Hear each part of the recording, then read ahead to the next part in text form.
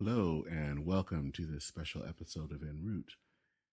This is an episode I've been working on for a few weeks, um, doing a lot of kind of research on it, and it's really about the religious roots of the current Ukraine-Russian war. Um, we normally think that things like wars are things that happen because of political reasons or land or what have you. But there is actually a religious root to this, and it's important to bring it up. Um, it's important to bring up, especially how the Russian Orthodox Church fits into all of this. Vladimir Putin's goal of invading Ukraine wasn't simply just to take the land for whatever reason. He actually believes that it is part of Russia and has always been part of Russia. So I hope that you will enjoy this. Well, enjoy is probably not the right word, but I hope that it's informative, that it will help you to see another aspect of the war that we don't always think about much. And also just a note of thanks. Thanks to Brian Kaler, who I interviewed a few weeks ago about religious freedom in Russia. I think that that was very helpful. And also want to thank Bryce Rich, sorry, who is an Orthodox scholar who kind of helped this Protestant pastor try to figure out orthodoxy. Thanks to you both. If you look in the show notes, there will be a listing if you want to help with relief efforts in Ukraine. You can find them in the show notes, and there are links to various groups. Most, of course, because this is a religious podcast, that they will be religious links. But I hope that you will take the time, and if you have not donated to anyone, please consider donating to these worthy charities. With that, let's hear about this from this special episode that's called Vladimir Putin's Holy War.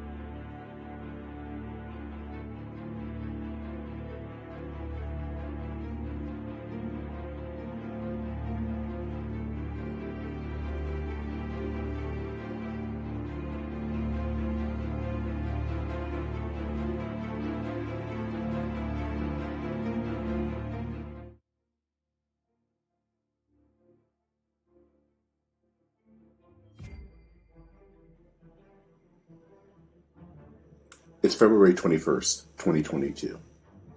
Nearly 200,000 Russian soldiers sit at three sides of the Russian and Belarusian borders with Ukraine. In 3 days, missiles will start hitting targets in major Ukrainian cities. The war between Russia and Ukraine will have begun.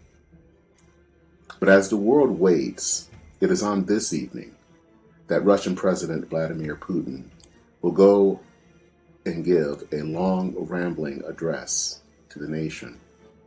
The speech is hardcore Russian nationalism.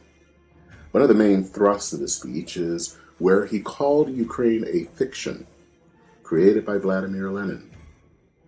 And somewhere in the address he says the following: "Since time immemorial, the people living in the southwest of what has historically been Russian land have called themselves Russians and Orthodox Christians." It's sort of an odd quote, isn't it?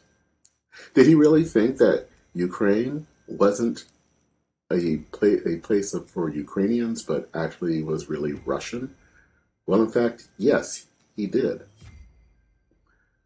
But what else stands out? Well, what stands out are those other two words, Orthodox Christians.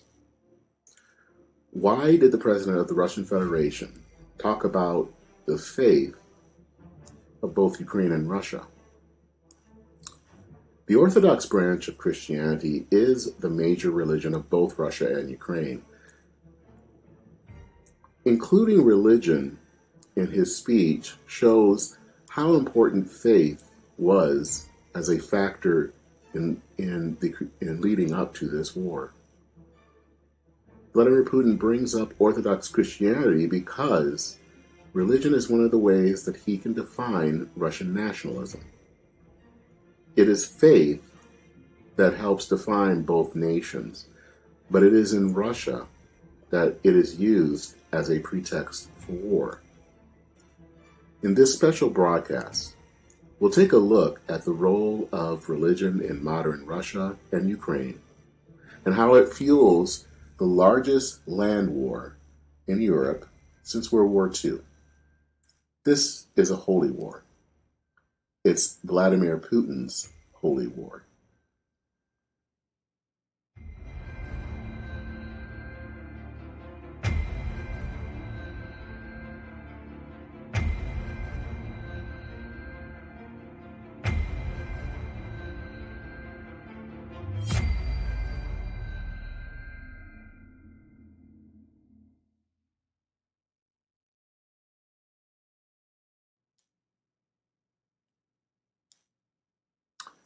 Part 1. The Spiritual Renewal of Russia.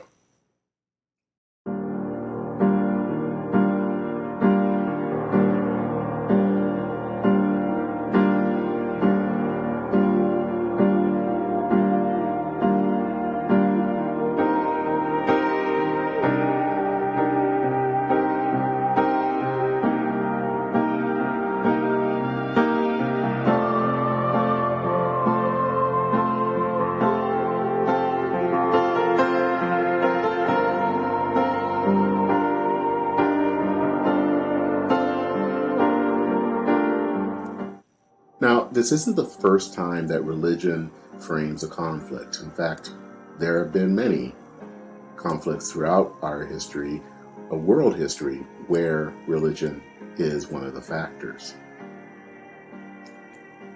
In the Soviet Union, though, the official belief was atheism. And anyone that had a faith tradition usually had to go underground in order to practice it. Then in 1991, something happened. The Soviet Union collapsed. The next few decades saw many denominations and traditions within Christianity, as well as other faith, flower in Russia and in other former Soviet republics after decades of operating in the shadows. Especially in Russia, the 1990s were a time of experimentation. But that time of religious experimentation ended in the year 2000. That is the year that Vladimir Putin became the second president of the Russian Federation, taking over from Boris Yeltsin.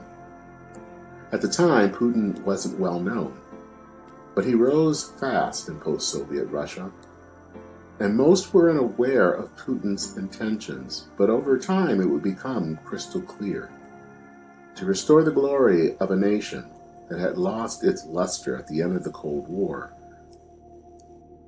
But don't think that Putin just wants to go back to the USSR. Instead, he actually wants to go back even further, to the days of the Tsars, to the Russian Empire. And to do that, he needs help. So he looks to restore the guardians of Russian culture and morals, the Russian Orthodox Church. The church had been sidelined during the Soviet era, but by the early 1990s, the church was back and was ready to start where it had left off.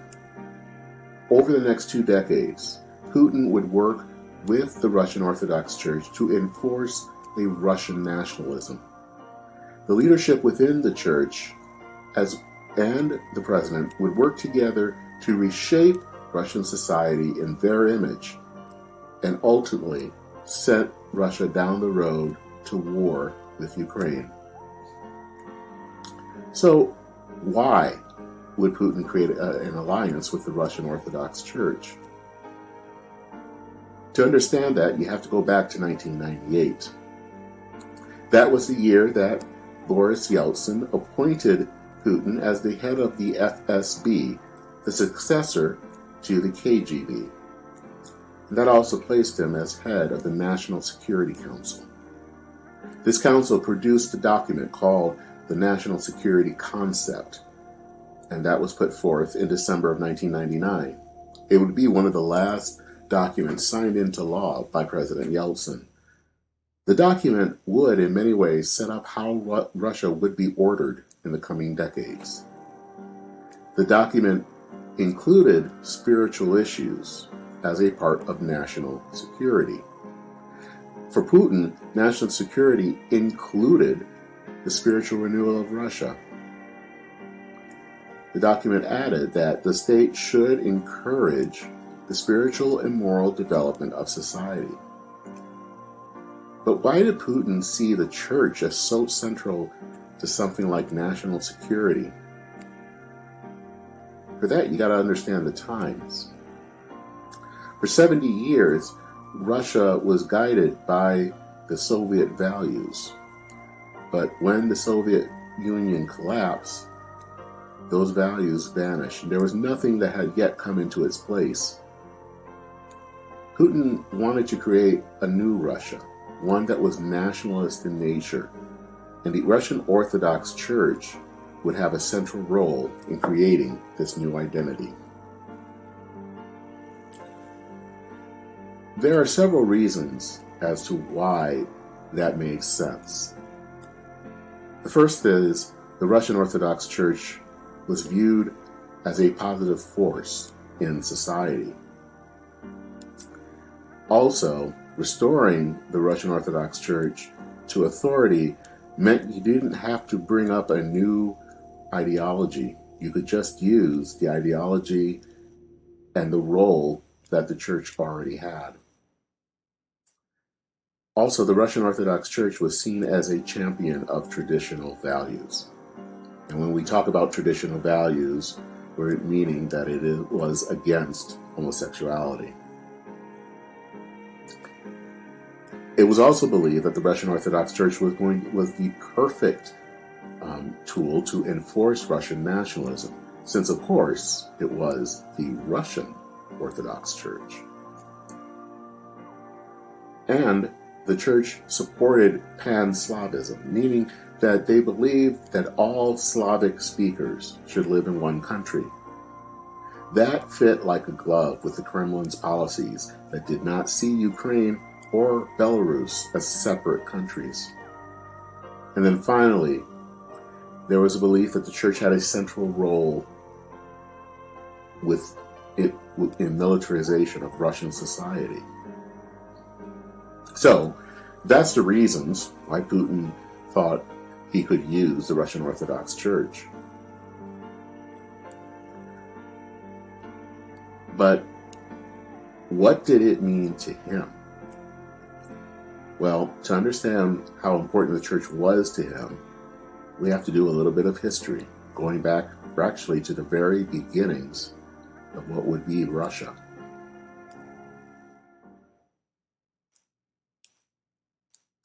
Part 2, Vladimir and Vladimir.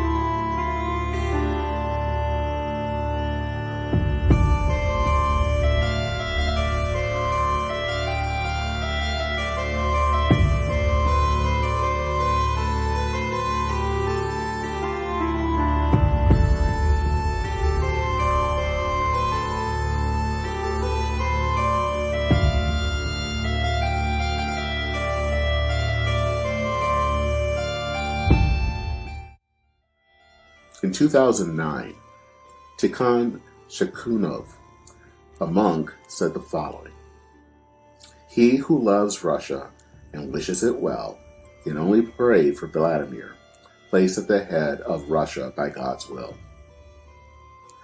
When he talks about Vladimir here, he's actually talking about two men. The first is, of course, the one we've already been talking about, Vladimir Putin. The other person is Vladimir the Great. Vladimir the Great was the ruler of the Kievan Rus, a nation that encompassed parts of modern-day Russia, Ukraine, and Belarus, which is capital in Kiev.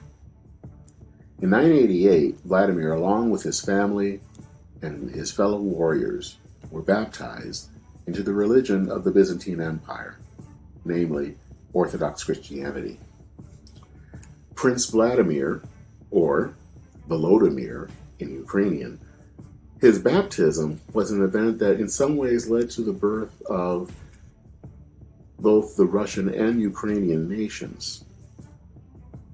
During the rule of Vladimir, Kiev grew prosperous. It was the heart of a Christian empire, with schools, churches, and monasteries. Kiev became central to both Russian and Ukrainian Orthodoxy. Diana Butler Bass likens Kiev to Jerusalem. When Kiev, though, was leveled by invading Mongols in the 1200s, the church moved from Kiev to a new city, a small town to the northeast, called Moscow. For Russians, Moscow took up the religious and political legacy of the Kievan Rus. But even though Moscow was now the center, the mythos of Kiev for Russians remained. Kiev and Ukraine were part of the church and a part of Russia. In 2019, the Patriarch of Moscow, Patriarch Kirill, said the following: "Ukraine is not on the periphery of our church. We call Kiev the mother of all Russian cities. For us, Kiev is what Jerusalem is for many." Russian Orthodoxy began there. So under no circumstances can we abandon this historical and spiritual relationship. The whole unity of our local church is based on these spiritual ties.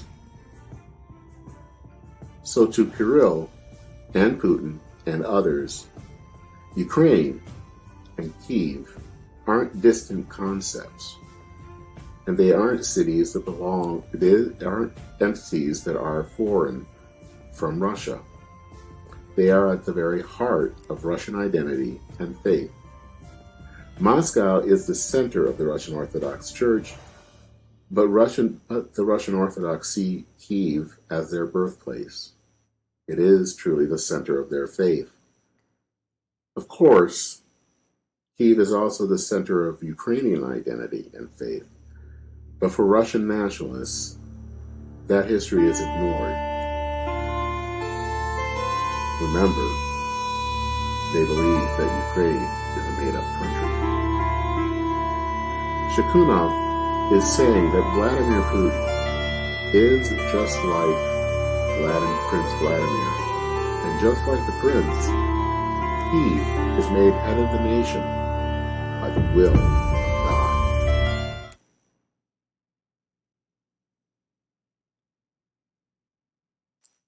Part 3.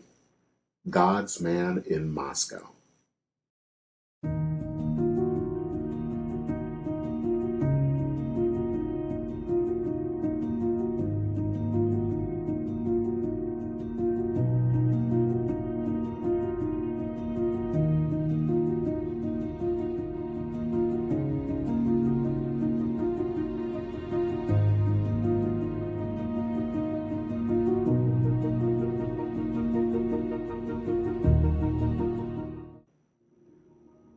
Putin's nationalist goals would not get very far if it wasn't for the Russian Orthodox Church.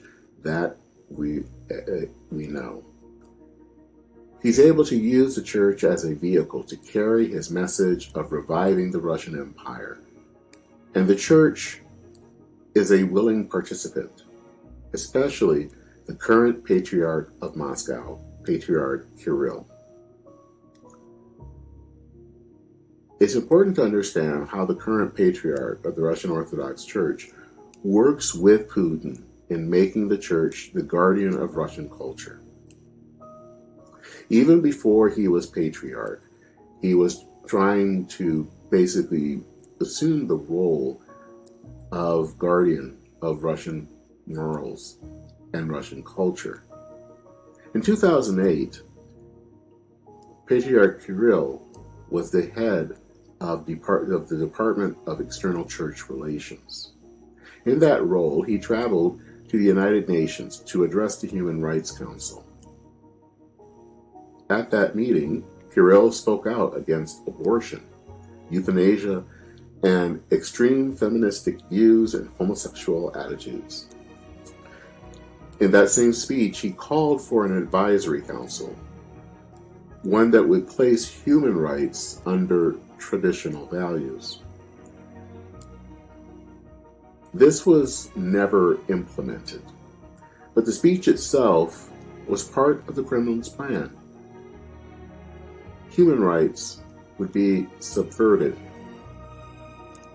And it was the soon-to-be leader of the Russian Orthodox Church that would make it be that way. Kirill was also a willing supporter of the Russian military. In 2009, there is an example where he went to a nuclear submarine and he presented the crew with an icon of the Virgin Mary, believing that Russian defense must be bolstered by Orthodox values. As the conflict between Ukraine and Russia started, there were statements and actions by the Patriarch that showed in many ways where his sympathies lie. The Patriarch offered a misleading statement on the conflict that, at least on a surface level, made it look like he was calling out, speaking against the war. He says, quote, "The Russian and Ukrainian peoples have a common centuries-old history dating back to the baptism of Russia by the holy equal to the apostles Prince Vladimir. I believe that this God-given community will help overcome the divisions and contradictions that have led to the current conflict." Unquote. On the surface, that looks like a call to peace. But several knowledgeable Orthodox scholars have realized that it was actually a call to the nationalistic ideology of Putin.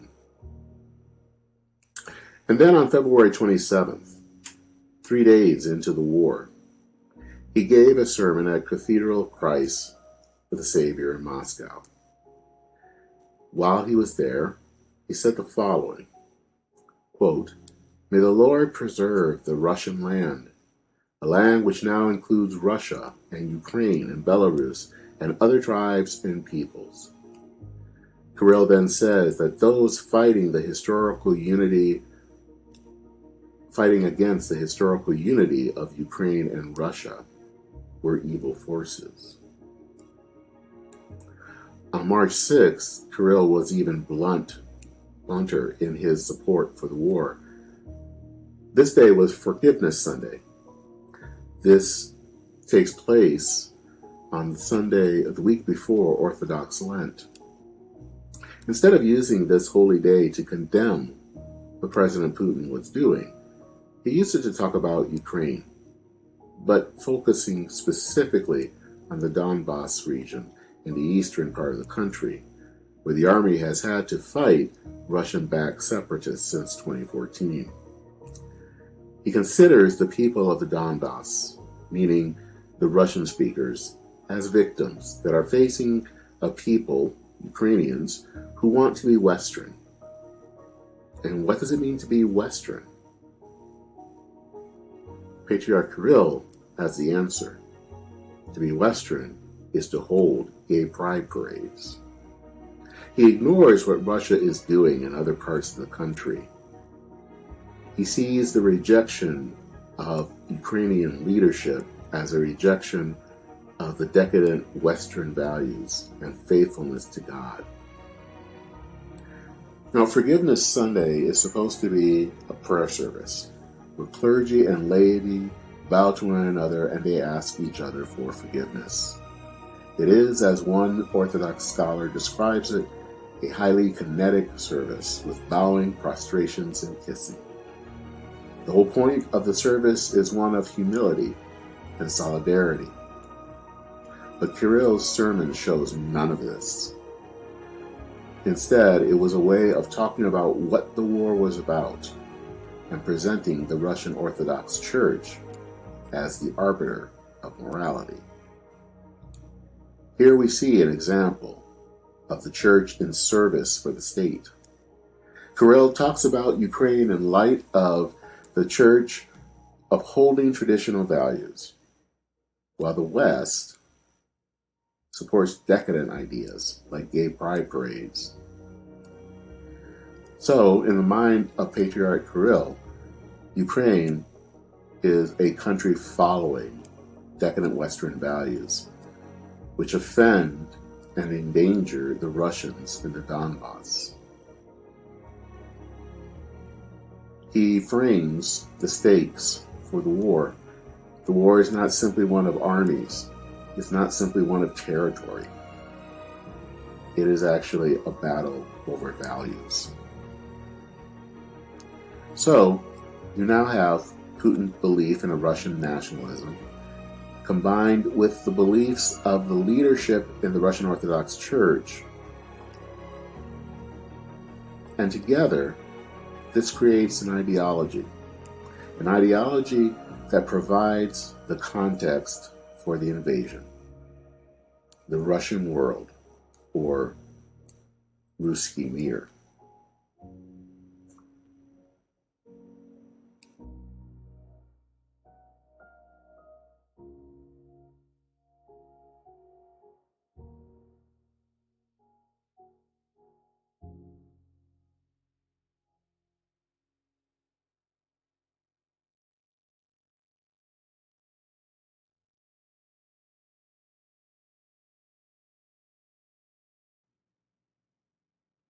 Part 4, Ruski Mir.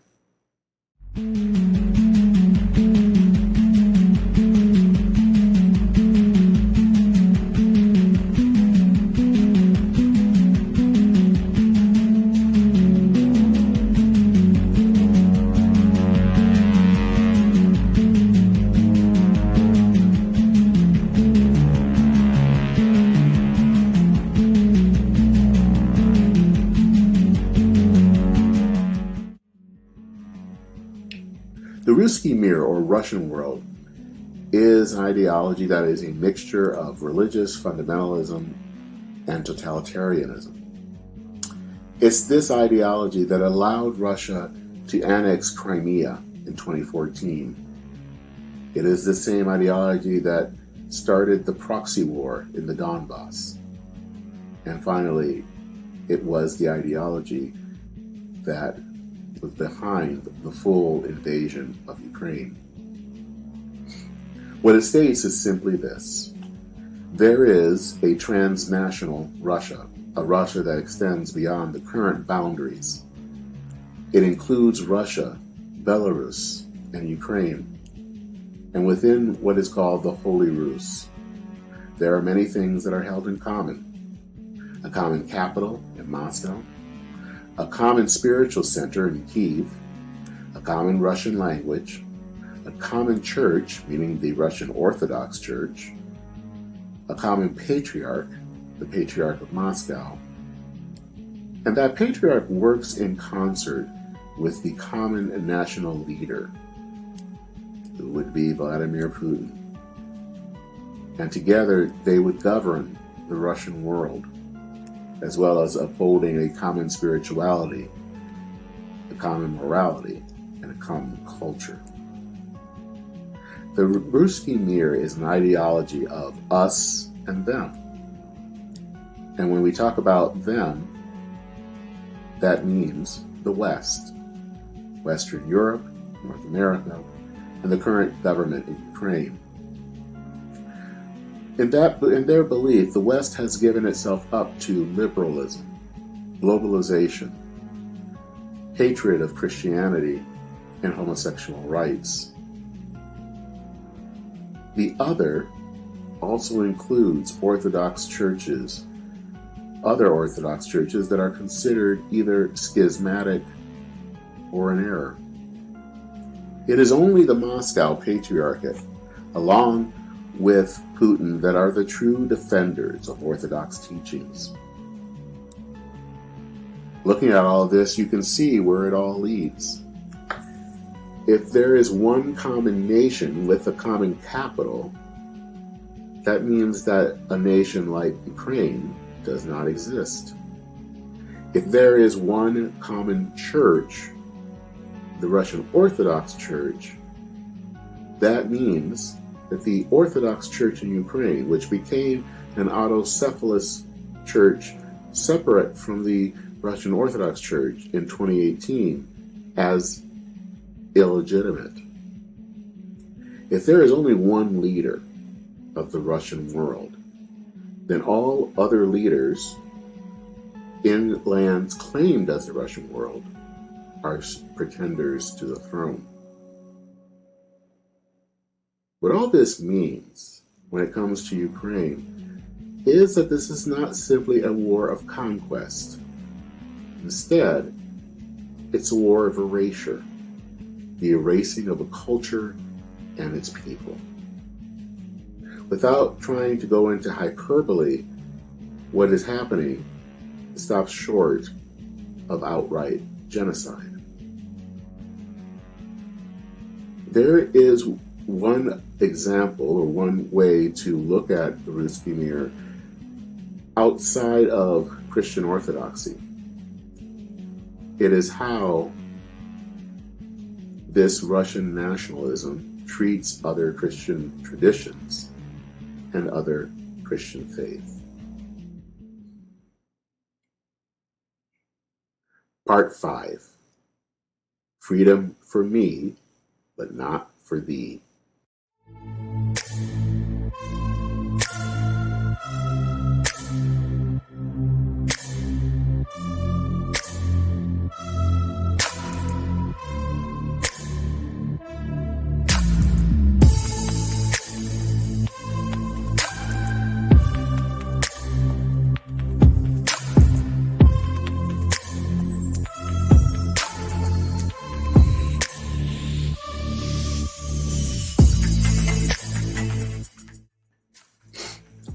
As we have said, the Russian Orthodox Church is the arm of the state.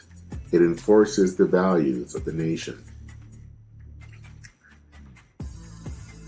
This gives the church a special place in society. In the Russian world, this means that the Russian Orthodox Church is the church. And it also means that other Christian denominations, and indeed other faiths, have to be restricted in how they practice their faith, or they are actually banned outright. In 2016, the Duma, Russia's parliament, passed a law that Putin later signed that was billed as protecting the Russian people from terrorism.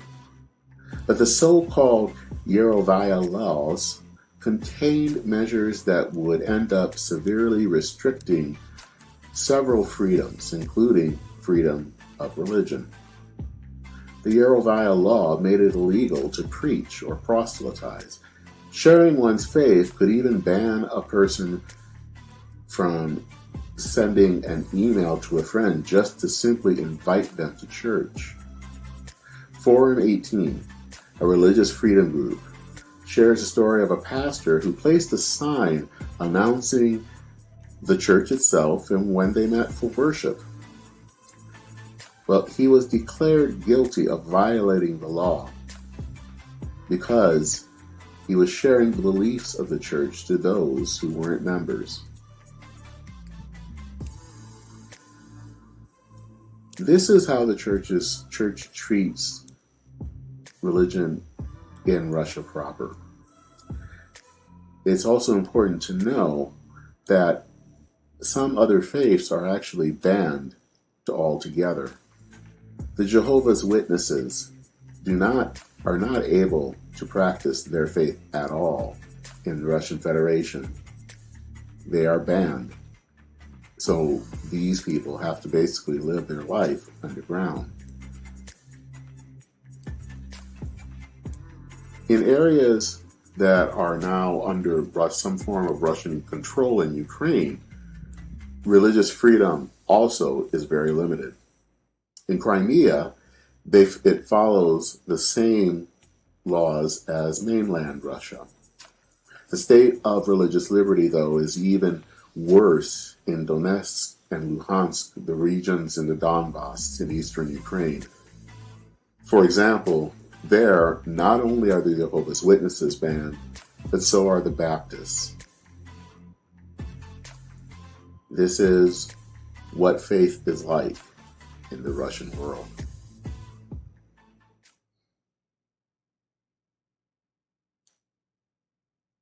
Conclusion.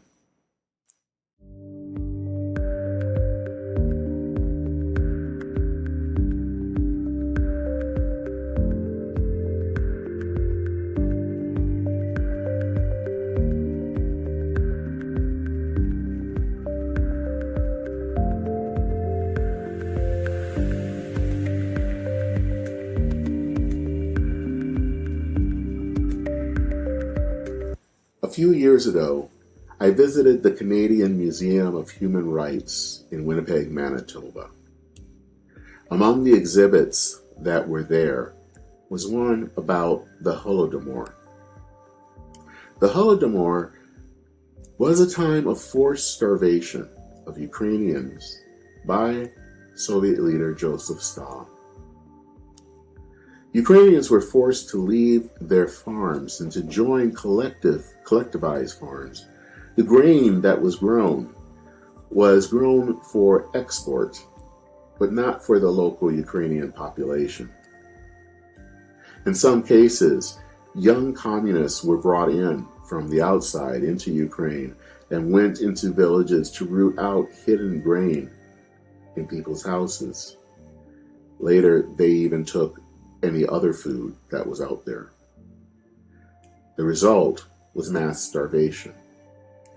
In 1932 and 33, around 4 million Ukrainians died of starvation.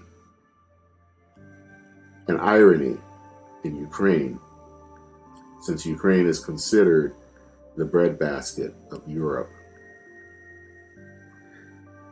An ideology, a belief, ended up killing nearly 28,000 people per day at the heart of the famine.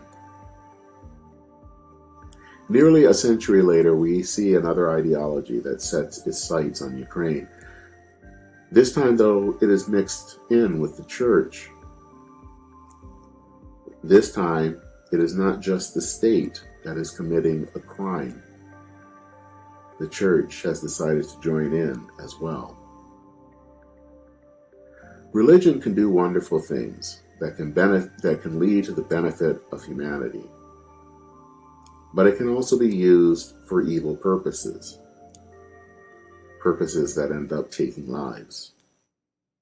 The ideology of the Russian world is one where Ukrainians, a people that have lived as a nation now for 30 years, are told that their nation does not exist, and that another nation can come in and use the land as it seems fit. The thing about Vladimir Putin's holy war is that every weapon used by Russia in this war, in many ways, has been blessed by the leadership in the Russian Orthodox Church. Every bullet fired, every missile launched is considered a tool of God. That is not how religion is supposed to work, but it does in the minds of Vladimir Putin and Patriarch Kirill. It works in a society where the church works hard to support the state. When ideology and theology combine into a toxic brew, it becomes that much harder to end, because holy wars are for keeps. And that's the game Vladimir Putin is playing right now in Ukraine. This is Dennis L. Sanders.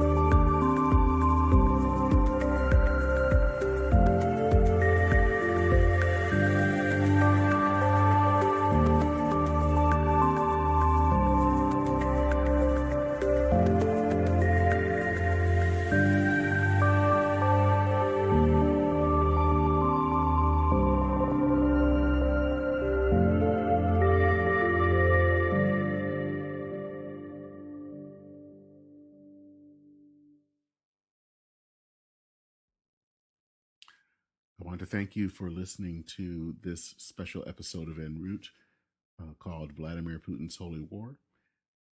Just a quick reminder that there are listed in the show notes links to various organizations where you can donate to help with relief especially for refugees in Ukraine. I hope that you will consider giving what you can.